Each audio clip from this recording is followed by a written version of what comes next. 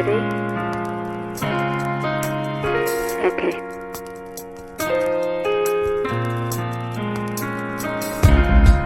Testing, testing. 1, 2, 1, 2. System up.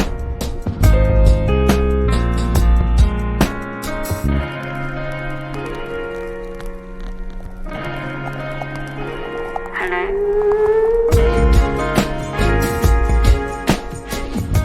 Welcome back to another episode of Tribe Talk. This week I'm joined with James Walsham. He started his Instagram account at The Honest Bloke kind of at the beginning of the global pandemic, and he has had a really interesting journey with his own mental health. In 2014 he suffered with quite severe depression, and he's also had experiences of losing some of his closest friends to suicide. He discusses the stuff men don't talk about.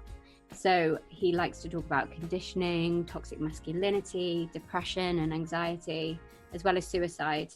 And he creates a safe place online for people to start a conversation. He has got a really good video called Shit Men Are Shit At, and it had me giggling quite a lot.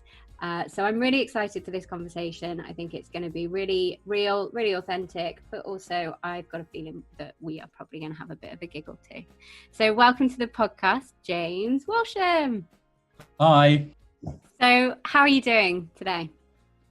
I'm really good. I'm really excited to speak to you, actually. I think when you sent me that message last week and we caught up and connected, just felt like just very grateful for you deciding to have me on and have a chat. But no, I'm good. I'm really good. It's been had a good week. Had a productive but slightly stressful week, work wise, home wise, but all good.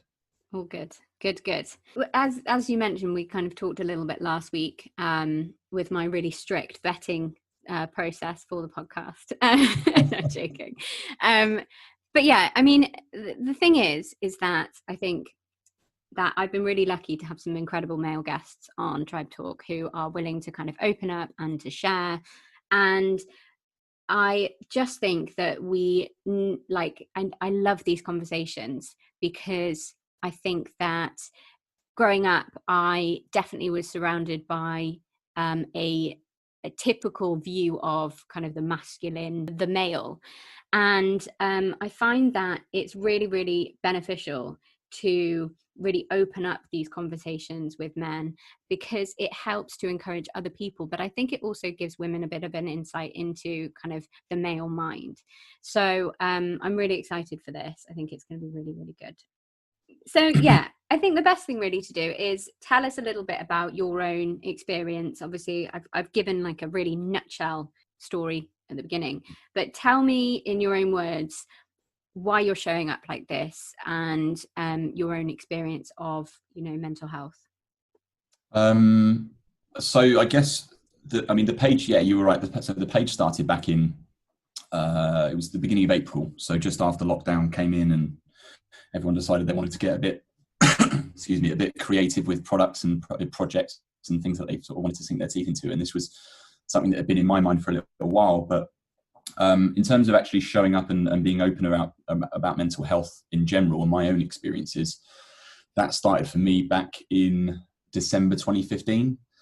And at the time I'd been struggling pretty heavily with just like a chronic depression, really, really deep, very powerful period of depression in my life. And it'd been just over a year. I had been living out in Australia. My mental health sort of almost collapsed. I had like a real kind of trigger point while I was out there, and I had to come home. And after about a year, I realized that there was, at the time I was working in a corporate role. I had, a team of about 25 people that reported to me. I had to show up in ways that actually I was really struggling to do. And I realized that it was because whilst I was, talking to, my partner at the time, I had spoken to my family at that point. It was actually the bigger issue of everyone else in my life really feeling like I had to put that brave face on. And I remember I woke up one morning and just decided that I wanted to kind of get the weight of that shame and feeling like I needed to hide it just off my back. And I decided to just compile this Facebook post and just put it all out there and to say, look, over the last year, I've been struggling deeply with depression. I know that this is something that people don't talk about. I'm fucking scared about doing it. But, not only do I feel like this will relieve the pressure and the burden on me to, put a smile on my face when I don't really feel like I can't. But I'm hoping that this just speaks to people. And if anyone else is out there that hears this or relates to this, then please feel free to talk to me, or, just hopefully it sets a good example. And that was so nearly 5 years ago. And from that point, I think that was the real kind of turning point for me that made me realize just this really common point of everyone says about mental health, it's good to talk. It's really important that you talk. And that's where that came to life for me, because it didn't fix everything straight away. It definitely didn't. But it made things a shitload easier, that I didn't have to deal with, process, unpack all of the shit that was going on within me, whilst trying to pretend it was all okay to everyone else in the world. It gave me a little bit more license and like freedom to actually explore what the hell was going on. So that's where my journey with it started. And then about 2.5 years ago, I was really unfortunate. Well, we were all really unfortunate to lose a good friend of mine to suicide. And I think that's where my attention shifted from my own mental health and my own journey, because I'd spent a lot of time trying to unpack and decipher what had been going on there. And actually, I started looking at the bigger picture and the way that men struggle in society, and the way that, we'll say that all suicides are, equally important. But the statistics around the ratios of nearly 4 in 5 suicides being male, it just spoke to me, and it really interested me. Actually, it really, really became a passion of mine to pursue and start trying to understand that. So yeah, that's where the page and the interest came from. And like I say, I think it was just creating the Honest Bloke page was just a dedicated space where I felt like, one, I could show up and be honest and talk about anything that I was experiencing and feeling.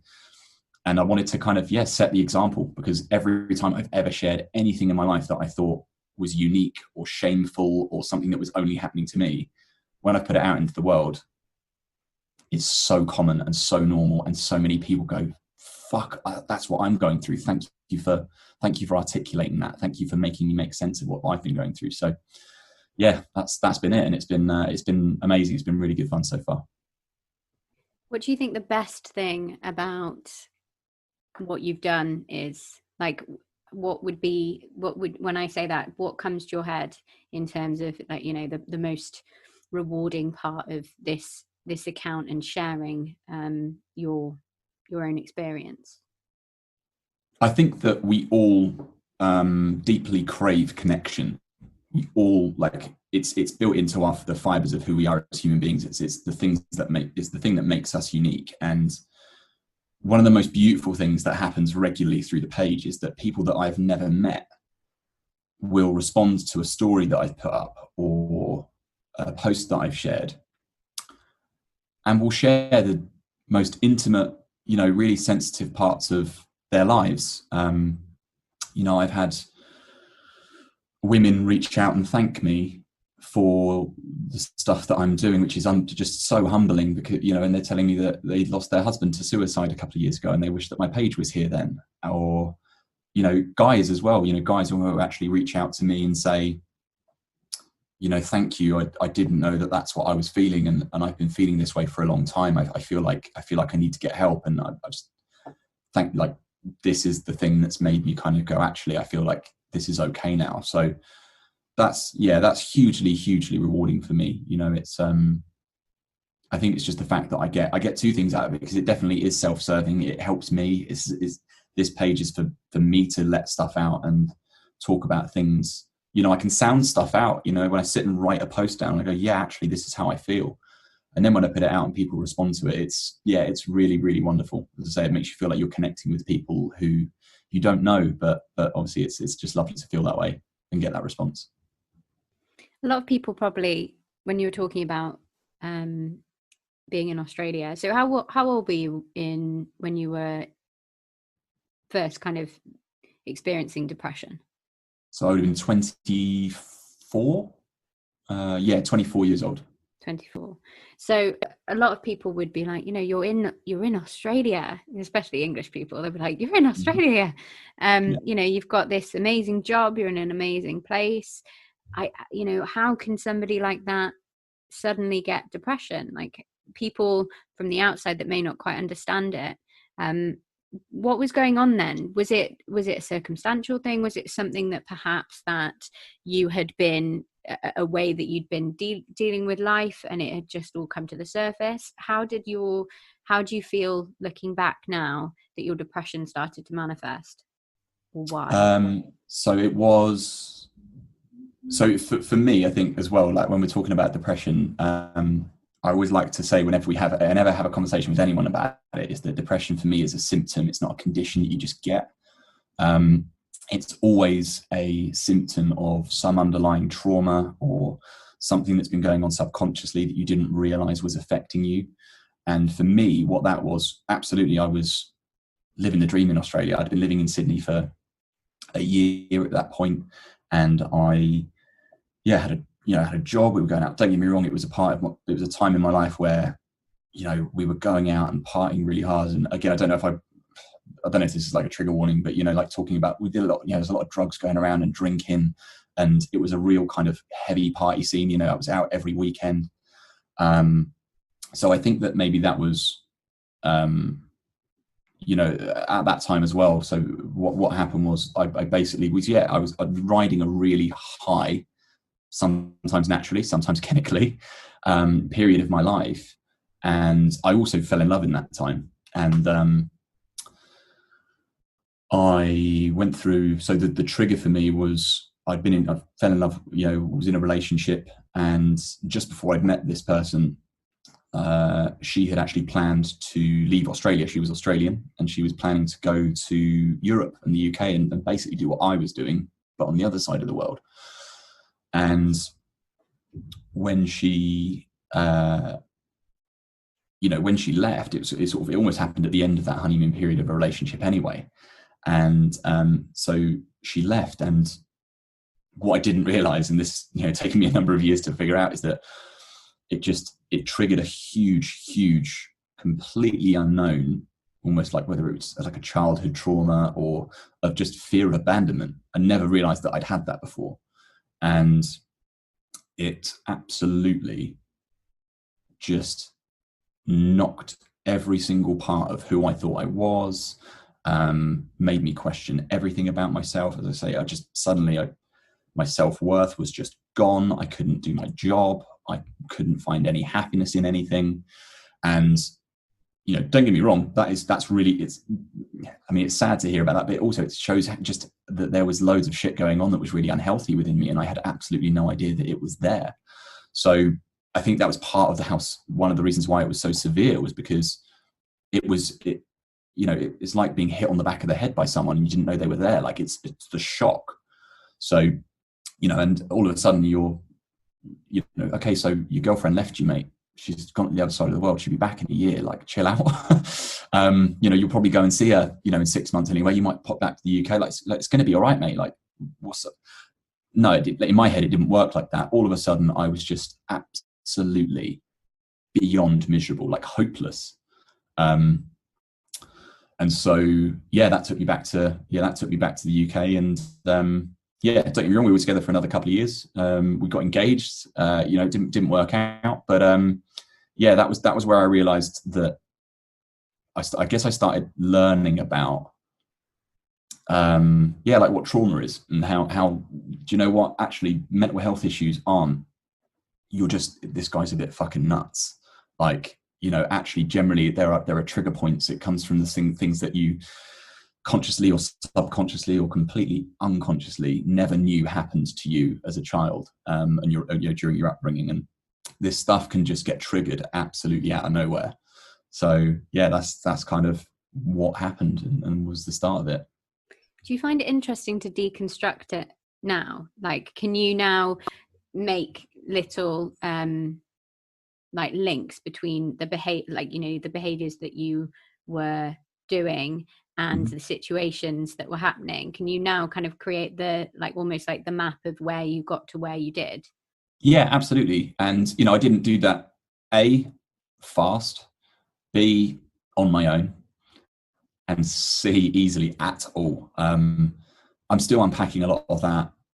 5 years. Well, that relationship ended in 2016. No, so mid 2017. I've had another relationship since then, which didn't learn my lesson. Did the same thing with that as well. So it shows. And actually, that one, also really, as to this day, is still teaching me an awful lot. I'm still unpacking a lot about what happened with that one. But yeah, that for me is actually what healing and understanding is all about, and getting better and getting healthy is all about. Because taking antidepressants and things like that, they can help you manage symptoms at the time, but they aren't actually dealing with what is going on and the actual fixing of the issue. So I went to therapy. I went to an integrative counselor who, was her kind of therapy and counseling process was based in cognitive behavioral therapy. And I remember when I went to see her, this was after the first relationship with the girl from Australia had ended. She'd moved back to Australia, and actually I started feeling better. Didn't know why, but I still couldn't explain or understand why the relationship had ended. I couldn't make sense of it. So during these sessions, I said, I need to understand this. I need to be able to pick it apart and, put the pieces of the puzzle together, because I can't explain why I'm not with this person. I feel like I love them. I feel like they're a beautiful person. I was just deeply unhappy, and I can't tell you why. So I remember it was in the second session that she was able to start helping. I always described it as she was able to help me start putting the pieces of the puzzle together. And I realized that I'd been in a relationship with someone that actually, whilst I was in love with them and I really loved and wanted to help them and, thought all these wonderful things about them, I didn't like a lot about who she was. And there was a real mismatch in terms of compatibility. A lot about who she was and a lot of the issues that she had really affected me. I didn't, they made me feel really uncomfortable. They genuinely affected my self-worth. And it was, I had no idea that all this stuff was going on. So yeah, I guess what it helped me do was, really start to be able to analyze and put together things so that, you can get closure and you can understand why things didn't work, or why you're a certain way, or why another person is a certain way. So yeah, it's been a really interesting journey. So, and one that, like I say, I think it will keep going. You never stop learning and reflecting on previous relationships and things that have happened in the past. So yeah, definitely. And I think quite a lot of the time when we're in relationships with people, it almost gives us permission to treat that person in a way that perhaps we wouldn't treat other people, because it's like you almost have that security of like, well, you're my partner, so you have to deal with me when I am like this. And there's sometimes it feels like if you don't have a partner that doesn't check you, for example, you might end up kind of keeping to push behaviors, or like pushing themselves to see how far they'll go. And I think especially if you, and obviously I don't know the relationship, and I won't pretend to know, but I think quite a lot of the time with kind of fear of abandonment, there is an element of you that will just keep pushing to see how, to kind of almost test them, to be like, okay, well, where's your limit? How far can I push you before you leave me? Because you're going to leave me, and I want to make sure that I make that choice for you, if that makes sense. So you kind of push them into a space that is it's difficult, and then it causes, it's like catch-22, isn't it? Because you're scared of being left, so then you do things that will push them away, and then ultimately you are left, and then it's just like, well, I knew it was going to happen. Yep. And that's actually, believe it or not, so the relationship I'm talking about, for me, what happened was she actually showed up for me in incredible ways for the 2.5 years that we were together. She was incredible in her support and her tolerance and her understanding and her love for me.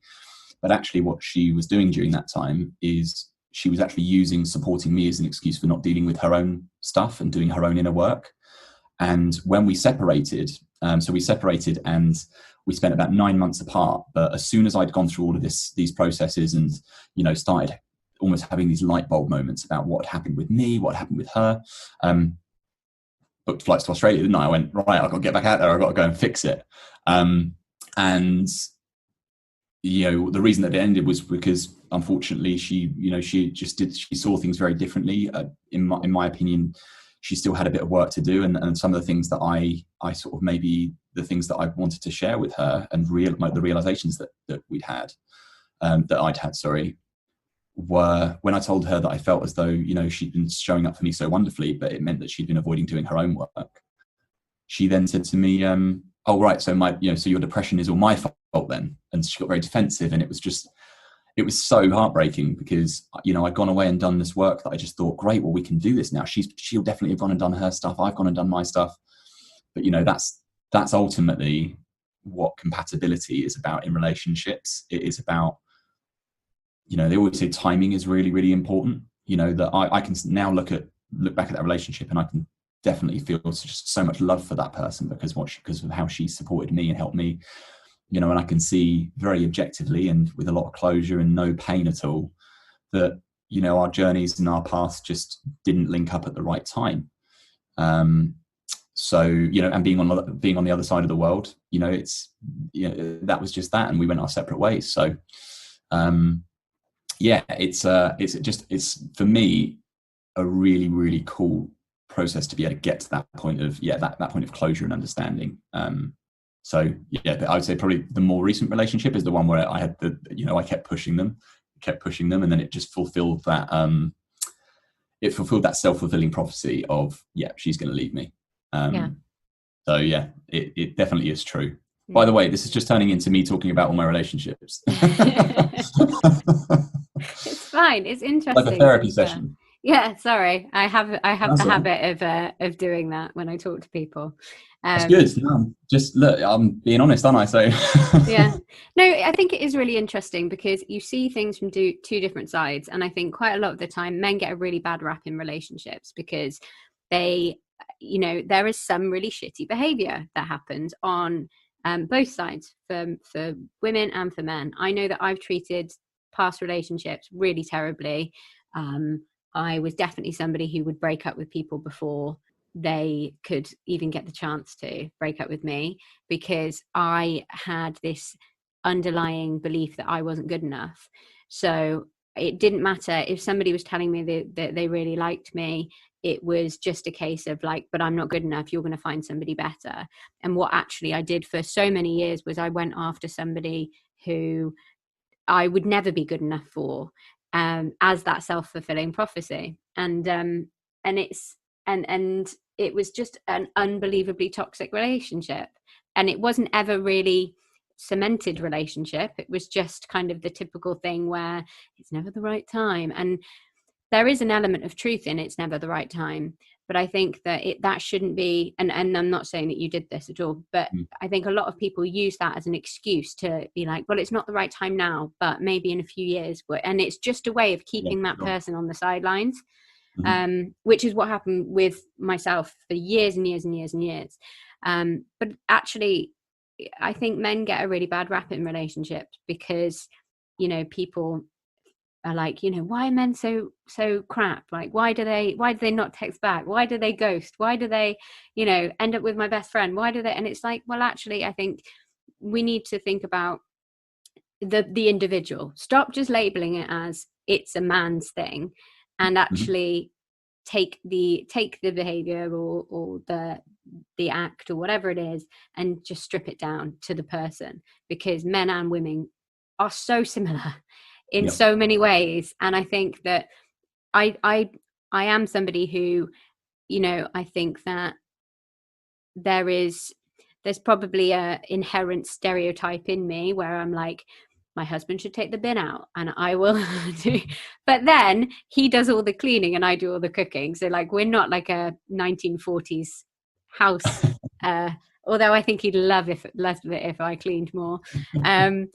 But there is kind of that element of that in my life.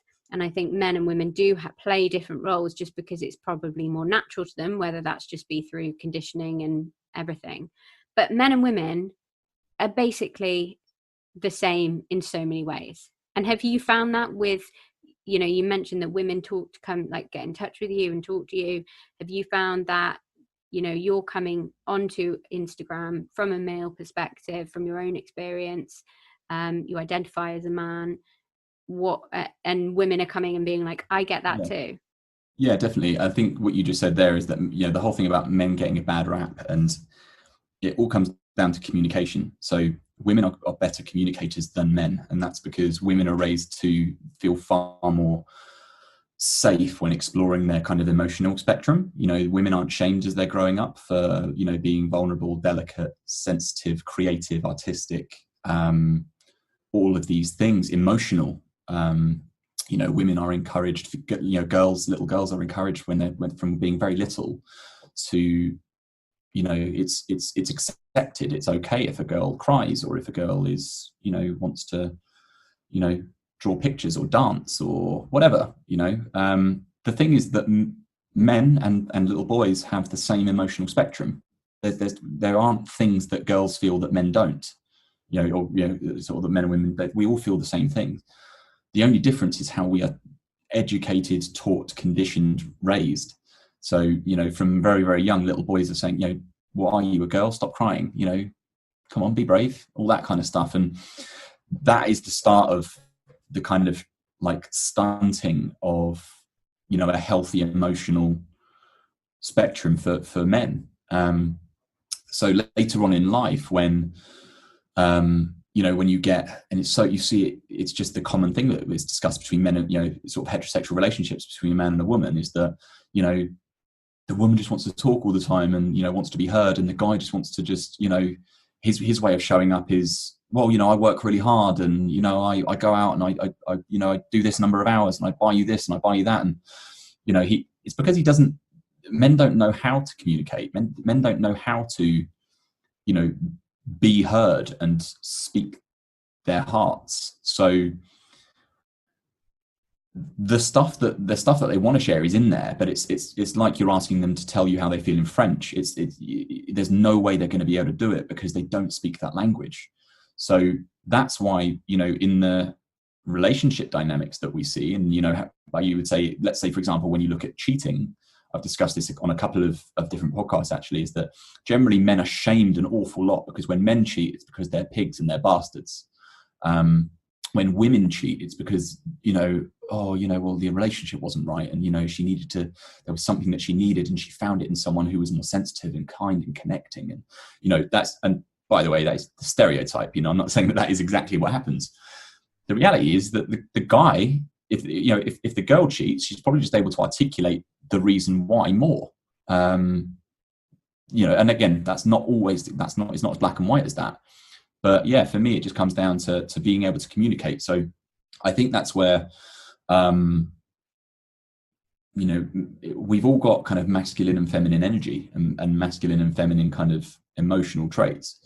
It's just learning to tap back into the feminine for a lot of guys. And I think that's where, even though I think I'm quite a normal guy, I don't think I'm, you know, overly feminine in maybe my either appearance or my voice. You know, I'm a pretty masculine guy from those perspectives, perhaps. But, you know, the way that I articulate and communicate, I think very, very could easily be, you know, seen as, you know, well, he's actually a pretty feminine guy because he's very comfortable sitting in his emotions and talking about his feelings and sharing his vulnerabilities. And it's just rewriting the script on that not being a feminine thing. It's actually learning that that's what, you know, being a man should be part of being a man. Yeah. So, yeah, yeah. And sorry, you just said it. Sorry, kind of, that's half my answer, because you said about, you know, if women do reach out, and I think that's where like 71% of the people that follow me on social media are female. And that for me is because they find it easier to connect with and relate to my content. Men will relate to it, but they maybe resist it because it makes them feel really uncomfortable. You know, it's that kind of uncomfortable truth within them that they don't feel they want to face up to, or they don't want to lean into, because it's awkward and it's confronting. So yeah, it's yeah, definitely do get a lot of women that associate with it. But I think that's just, it shows that even though I'm talking about stuff from through the male lens, it's universal. It kind of, a lot of stuff just applies to everyone. I think I definitely think that it applies. It probably connects to men just as much as it does to women. But I think guys use social media slightly differently anyway. I think that they don't. It's less likely for a guy to share a post or story, even if it's like bang on how they feel. And I guess that comes back to the communication we were talking about earlier. And I mean, my husband doesn't. There's the joke that I do all the talking, like he doesn't talk. Like for our wedding I did the speech, but because he is just he's so chilled out, he should be horizontal most of the time. Like he's so he doesn't talk about his emotions that much. He does when he needs to, but he isn't somebody who will necessarily start the conversation. He'll kind of carry it on. And that's just the way that he is. But whenever he's on social media, it's more just like liking something, or just like watching a funny video and giggling and then like moving on. Like he's not as involved in it as somebody like myself, who is like there looking for like connection, things that resonate with me, and like supporting by like commenting and sharing and things. So I think there is slightly a different element of how men and women use social media, and perhaps why they have it in their lives. I think also you're a creator, so naturally you're someone who creates and puts content out, and a lot of people, men and women, definitely just are far more consumers rather than creators. But in terms of how they engage within content, I think a good point would be, we all see these like Insta quotes, don't we? We all see these like, whether they're motivational or whether they're just, things that you read. People have put them in a quote, they put a fancy background on them, and they share them. And it's those kinds of things that I think women will reshare them. Men won't. Even though they'll read it, it will land with them, it will resonate and connect and completely sum up, part of what they're feeling emotionally at that time. But are they brave enough to share it? No, they're not. Why? Because they'll be judged for being, by the boys as, oh, that's a bit gay, or that's fucking sissy, or whatever. Like, that's, what fucking girl, like, oh, did you see what fucking James shared? Like that's that for me is that, like, it's that cultural difference and that fear of showing up in the feminine. So men, that's really, I think, the stigma that faces a lot of men, and potentially affects how they engage on social media quite a lot. Just takes you back to being at school, doesn't it? And like you just constantly, you'd be walking down the corridor and you just hear like gay. Yeah. Which, like I made a joke about that in my, by the way, every podcast I've ever done, everyone talks about the shit that men are shit at, and I've stopped making the videos and I've got to start doing them again. Like, I keep saying I'm going to do them, and I need to sort it out. But the second one I did is about that. It's about how, like, men are really bad at giving and receiving compliments to each other. Yeah. Like girls always say things like, babe, you look beautiful. Your hair looks amazing. Like, that dress looks gorgeous on you. Men don't do that. Men don't go like, bro, that haircut looks sick. Like, you look fit. Like, like, we don't do that, because, straight away it's gay. Like, yeah. And we're saying that tongue in cheek. Like, once again, that all comes down to the whole, like, being gay is not masculine. And, that all just comes from, that's just, centuries of institutionalized systemic homophobia and, all these old fashioned ideas of what men should be. So, I'm I identify as a straight male, but I don't mind, I love gay guys. I love like straight guys. I like exploring the kind of an understanding and seeing just how men show up in all different forms of life. So, that's also something that I really want to kind of break down, is that, from a straight perspective, how, where that kind of toxic homophobia and that closet homophobia comes from within straight men. Yeah. So, I don't think it's just in straight men either. I think it's just like the stuff that we used to say as kids it's so problematic now. Yeah. And a lot of it is awareness and things like that. But I think that there is an element, because it was part of our, how do I say this? Part of our childhood, part of our upbringing. Yeah, that's the thing. And I don't think we were taught it was okay. Yeah, and I don't think there's any malice behind it. I don't think that there is. Well, there certainly wasn't with us. Like there was no, the negative connotation of being gay wasn't the thing that was like like consciously being said. It wasn't like you're gay, that's a bad thing. It's like it was just something you said. Do you know what I mean? That's rubbish, or like that's shit. Like that is, oh mate, that's so gay. Like, yeah. But you weren't being like that's homosexual. Yeah, and the homosexual is bad. Like it wasn't anything like that. And I think that can be quite hard, I think, in like today's view, because there are things that we have grown up saying that if we said them and we were perhaps on like a giant platform, we would get so much stick for it, because people would be like, this person is anti-homosexual, like this person doesn't believe in this, like, and it could cause such problems. But I think that being able to address it, like you just said that you're thinking of doing, I think is a really good idea, because I think that there are elements that we've grown up with that if we said it now just would be horrendous. Yeah, definitely. And I think it goes broader than that though, because there are things that we've grown up through our environments and where we were born, and the countries that we've been born in, and the societies that we've grown up in, that we're ignorant to. And it's only at the point where you sit there and you go, do you know what, even if I didn't mean something in a certain way, or I didn't realize what I was saying, fuck, I can look back at that now and go, yep, shouldn't have said that. Mm-hmm. Didn't mean it anything like how it, but intention and impact are two very different things. Like your intention was there was no intention in it whatsoever. It was just a word you said. But the impact was that, you were reinforcing a negative connotation towards being gay, and you didn't realize it. Yeah. So, that's, we could go into, that's just like, there's so many other things that I think that we could use as examples there. But yeah, we've all been guilty of it. It's just about reparenting or re-educating ourselves and just going, fuck, like that was inappropriate. yeah, hold my hands up, that was bad. But to be fair, like going back to the video, it just made me, because the thing is, and the thing that I enjoy quite a lot of the time with things like when we talk about mental health, it can get really serious, and rightly so.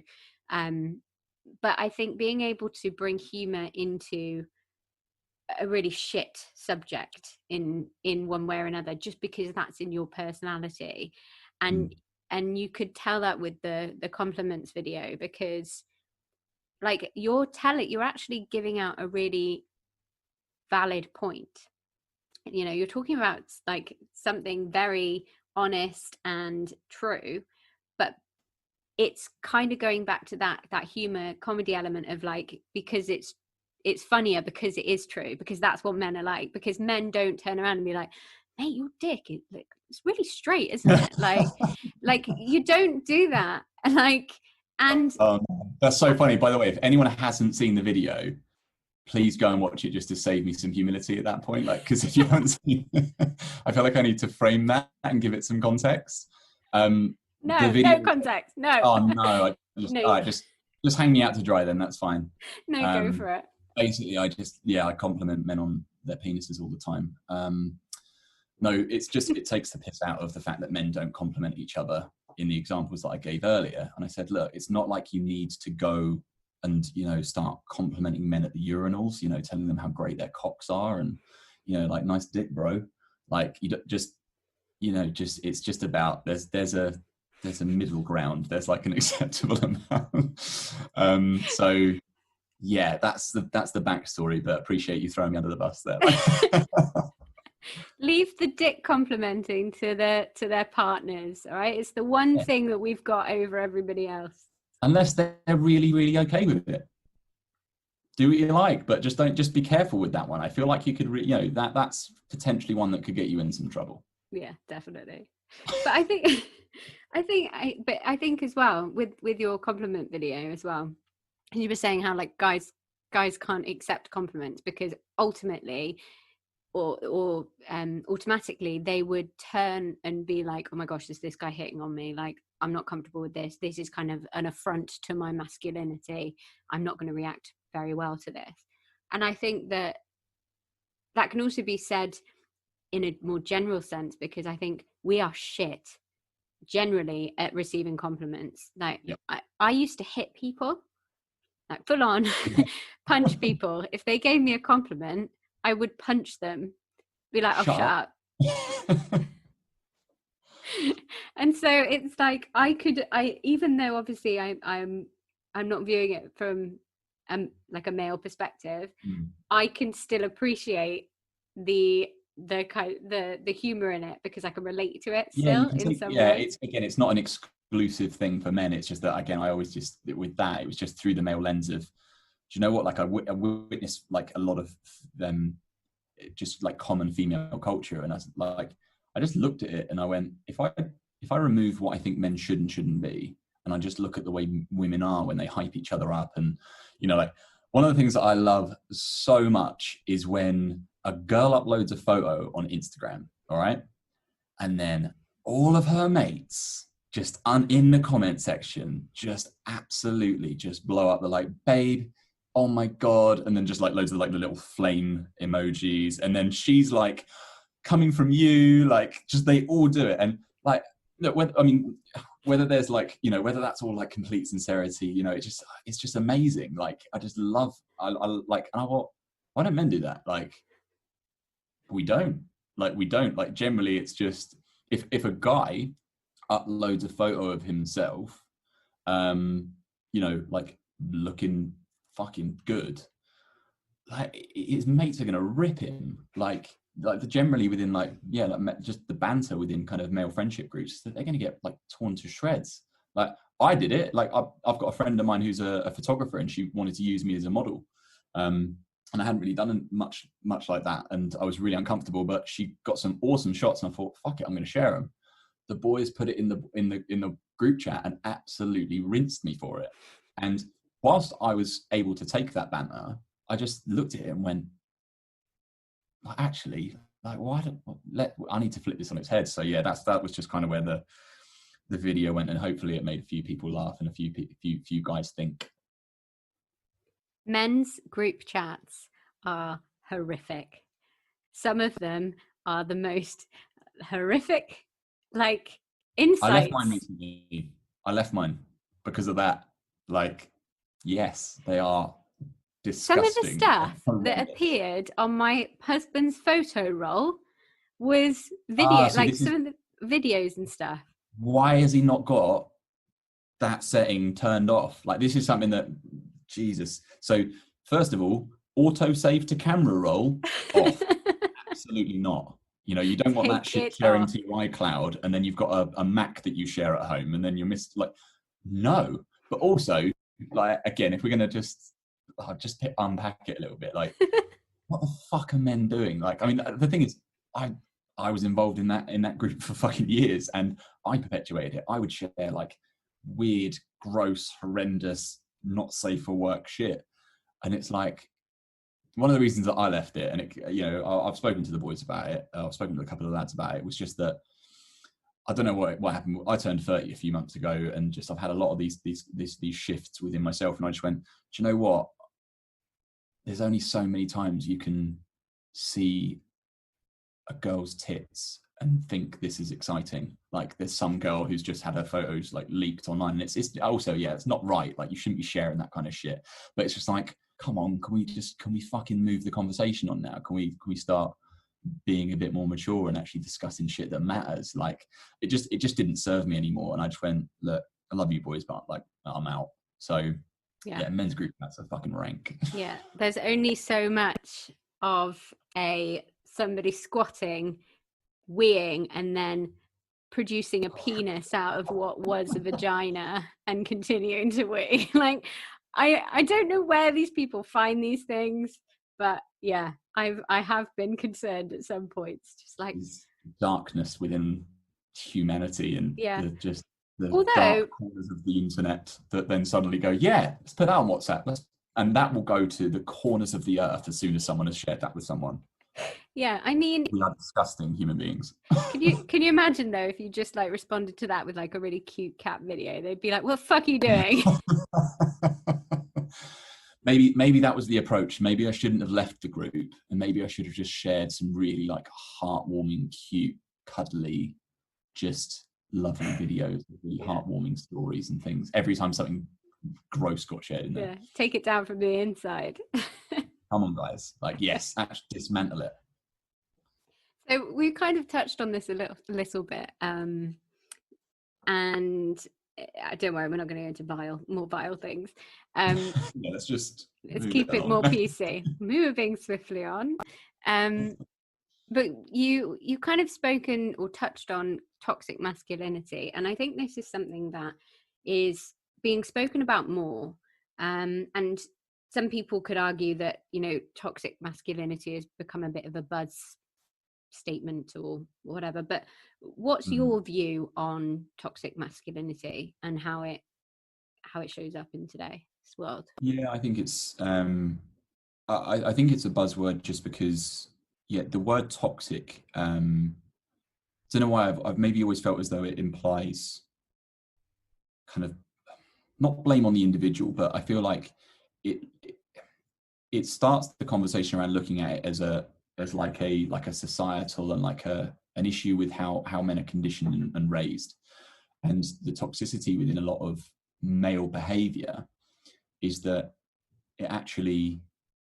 it's behavior that reinforces this idea that we cannot be all of those parts of vulnerable, emotional, sensitive, kind, empathetic.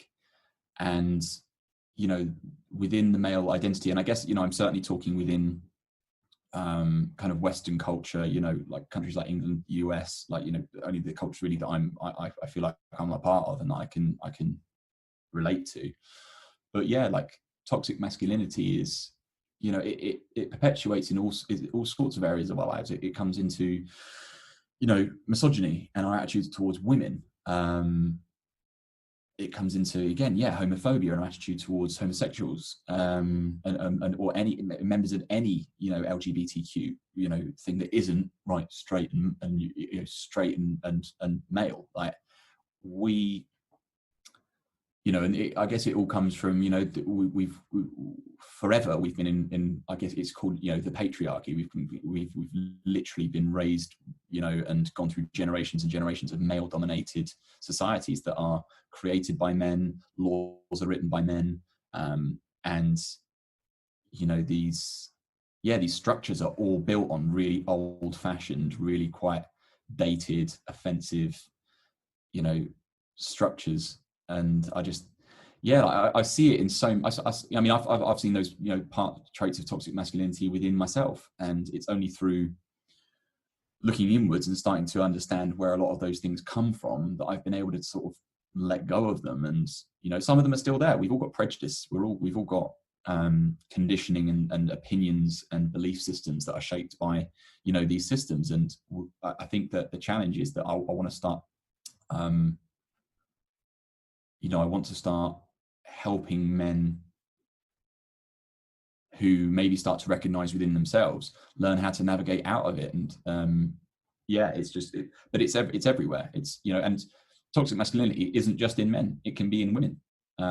You know, women can experience those same belief systems that reinforce misogyny towards themselves, you know, towards, like it's not, again, it's obviously commonplace within men, but the same belief systems, you know, women are raised in the same cultures and same environments and adopt the same belief systems. So it's just about, I just want to debunk it all and I just want to pull it all apart. So, which is, I mean, I'm not going to do it on my own, but I'm enjoying, it's even videos like that one about men, you know, that for me is a toxically masculine trait, not being able to give or receive a compliment to another guy without it being gay, you know, or being perceived as or received as gay. Like, I want to tell my boy that he looks fucking unreal when he, you know, goes on a night out. Like, I want to be able to say, bro, you look great. You know, and the thing is that I can do a lot more of that now, because I think I'm almost armed with the ability to disarm them whenever they get defensive. I can actually be like, I actually double down. So if I say, bro, you look fucking great, and he's like, all right, you fucking gay? I went, yeah, I want to fuck you. And then it'll be like, I'm like, joking, I'm just like, chill out. So yeah, toxic masculinity is everywhere, but I think it's a lot of stuff's going on in the world that's starting to kind of shift away from that, and starting us, we're all starting to question a lot of those behaviors and thought processes. So yeah, I think it's just something that we all need to, on an individual level, we can all look at ourselves and go, where does that belief system come from? Like, why do I feel that way? And we can just start working on it together, I guess. Yeah, I think it's an interesting subject, because I guess you've got the overview of what it is, but a lot of people will feel like they're not really sure how it perhaps would show up in their lives. And when the spotlight is on it, it might feel like, oh shit, like I wouldn't have even thought that was toxic masculinity being played out. Yeah, it does happen with stuff like that. Trying to think of some examples now. I mean, yeah, like obviously the compliments one I just gave. I think even things like men being, creative. I specifically created a space and a social media page where I could, be open and vulnerable and honest and talk about, myself. I created that space because I feared judgment from people who, if I was just to, carry on with my old Instagram page and just shift it and start talking about everything mental health, that isn't traditionally, a masculine thing. And I think that this is, all ties back into why men, so many men are killing themselves and so many men are failing to show up and report issues of mental health, and feeling comfortable about it, because men don't do that. So for me, toxic masculinity is any behavior or any belief system that you see a man exhibit where they're doing it inauthentically to please what they believe other people are, expecting of them as a man. So anything that involves stunting or sort of stifling, just your natural, healthy kind of like emotional, like access to those emotions. And it is basically fucking everywhere. Like we've all experienced, I think all men have experienced challenges with expressing themselves and feeling comfortable within themselves. So yeah, it's just trying to pull all that down and just get everyone feeling a bit more comfortable. And a lot of your work and the things that you talk about are, I guess, in response to what happened to your friend, because you want to start to what's the power behind that? Is it that you want people that were in his situation to be able to feel like there are other options? What's the driving force behind it? It's that. So that's pretty much it. It's to, I firmly believe that when it comes to suicide, and obviously it was it 2 days ago, it was World Suicide Prevention Day. I put a video up that evening. So many people shared some content that day, and I thought it was most content, and it was wonderful to see the amount of people that engaged with that content, and that the stigma around suicide is really, really shifting. I don't think a lot of old-fashioned belief systems around suicide were, how selfish and how could they do that to their families and all of that kind of stuff, which, the conversation around mental health has become so big, and it's really shifted away from shame now, that we understand suicide is basically the last symptom of just a horrible, sad, lonely, desperate, like existence for people. And it's just how awful and sad that must have been. It actually takes an extreme, desperate level of courage for someone to do that. So, with what happened to my friend, Harry and I we've been friends for about 3 years. We actually, I remember he reached out to me. I'd just moved back from Australia. He was friends with a lot of my friends. And I think the first message I ever received from Harry was one, because we were both Tottenham fans, so we both like going to the football. And he just said, mate, if you ever want to get together and go and watch the football. And I think you mentioned, I've seen, hope all is okay. And, sort of just a nice message.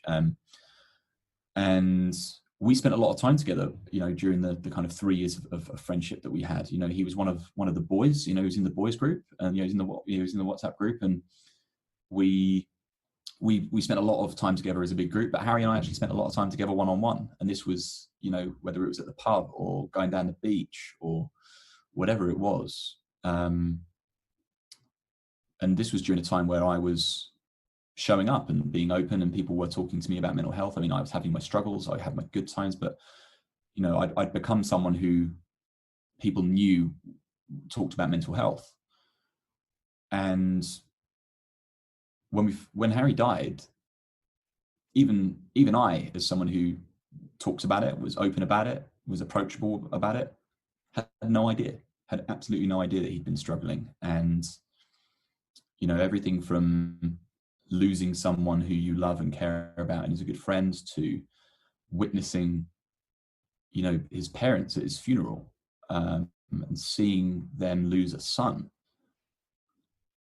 That's something that just stays with you, and it changes who you are and the way that you see the world forever. And I know for a fact that, he just had no idea how much he was loved, and he couldn't connect with or feel how much he was loved. He knew, but actually, he would have been, his life and his existence was one where he felt guilty and not undeserving of that love. So, he left this world, and it's such a tragedy, because all that's caused that is negative thought patterns, conditioning,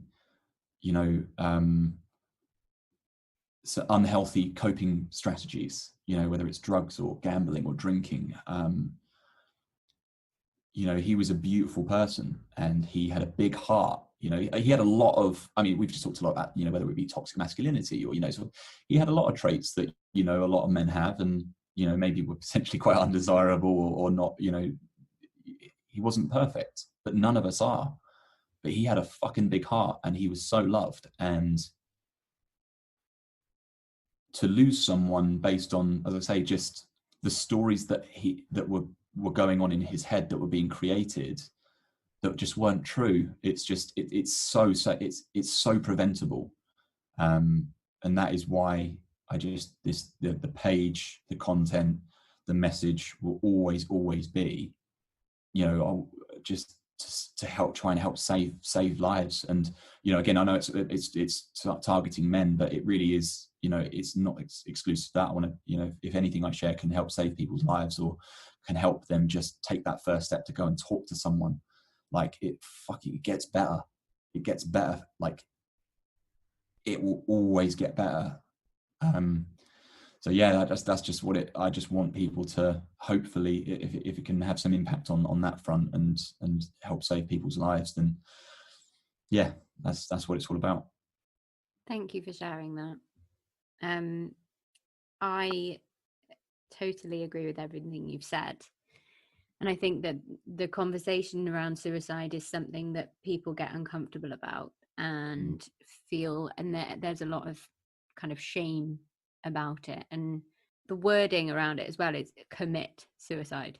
It's that commit word. And I think that there is people that are trying to crime.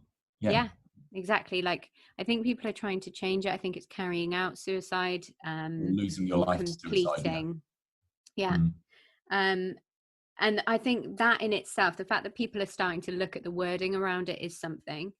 I think the fact that people are sharing their own experiences is also something.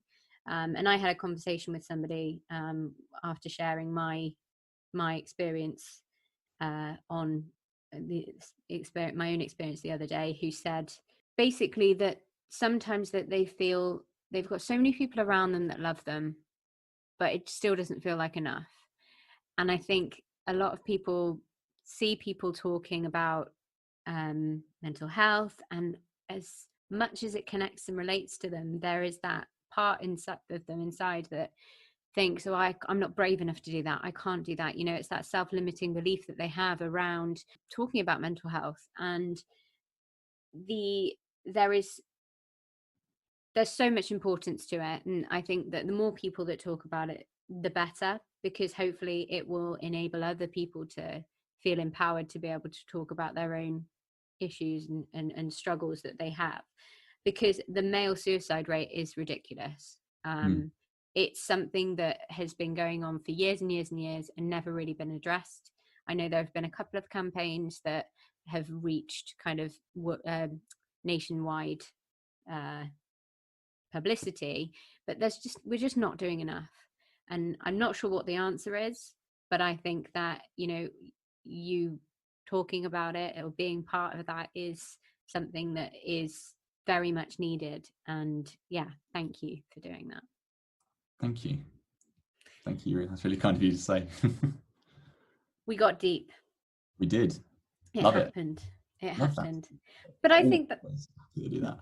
But that's the reality of life, because we can be laughing one minute and then we can be having a really honest, open conversation the next. And I think that being able to find all of those colors is really important, because life isn't black and white, and there isn't a one size fits all here.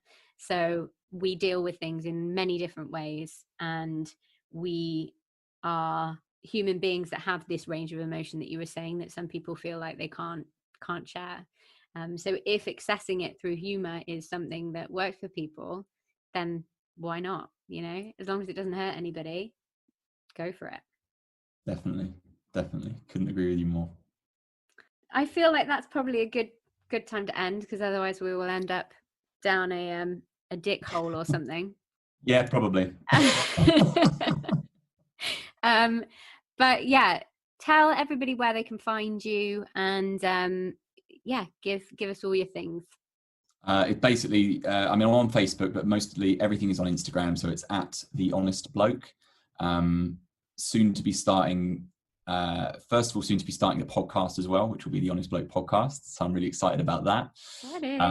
And also, I've also just in the process of starting. So next week, I'm also launching a free men's group, so free kind of community and brotherhood, which is basically all about, I guess, everything that we've talked about today. Is just, you know, giving a safe space to men from all walks of life who maybe just want a safe space to connect, to either show up and ask for help if they're struggling, or if they're looking for ways of kind of thriving and increasing, whether it's their productivity or, you know, just I put up a post the other day about, you know, we all need to, you know, get manly as fuck, and this is the place that I want everyone to learn, where they can just explore their emotions and just show up and have a safe space to do that. So that's the Honest Blokes Society, which will be starting very soon. So if anyone's interested, just come get involved, because it's going to be it's free. It's going to be a great space and hopefully a lot of fun. So that's so exciting. That's really exciting. I might grow a dick and just although I don't think Alan will be too happy about that. Maybe not. I'll just support from the outside. Run it by him, see what he says. Oh dear. As always, I am taking the conversation down into the gutter, so I will stop. So don't forget to follow the podcast. It's at Tribe Talk Podcast. You can follow me on Instagram as well. It's MJ Andrew. If you have a sec, it would be amazing if you could subscribe, rate, review. It really does mean a lot. So if you have a few minutes to do that, that would be fantastic.